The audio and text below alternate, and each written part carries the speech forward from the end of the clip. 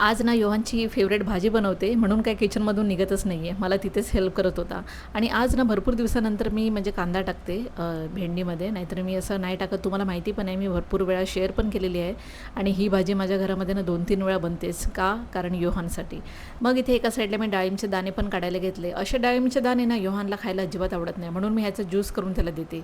आणि मग दुपारच्या जेवणासाठी ना मी सकाळच मस्त ना इथे टॅमॅटो सार बनवायला घेतलं. आता मराठीमध्ये ना म्हणजे आमच्या साईडला ना टॅमॅटो सारच म्हणतात आणि साऊथमध्ये तर मला वाटते की रसम म्हणतात टॅमॅटोचं.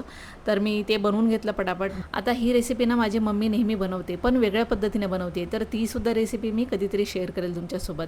आणि आज मला हेअर ऑइल करायचं होतं, त्यासाठी ना मी असं म्हणजे तेल बनवते घरी. आणि माझं कसं आहे की जास्त प्रमाणात बनवून ठेवते मी, थोडं थोडं बनवत नाही. मग एकदाच असं बनवलं ना की मला टेन्शन राहत नाही. त्यासाठी इथे ना मी कढीपत्ता घेतलेला आहे, थोडे मेथीदाणे, कलोंजी आणि मग ॲलोवेरा टाकून ना चांगलं इथे ब्लॅक होईपर्यंत तापून घेतलं मी. म्हणजे थोडं रंग त्याचा चेंज झाला ना की मगच बंद करायचं. थोडं आटलं तरी चालेल.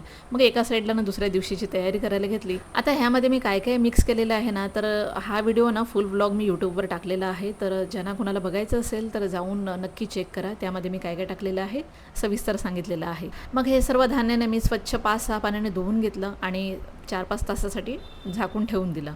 चला तर मग आजच्या व्हिडिओमध्ये इतकंच. बाय.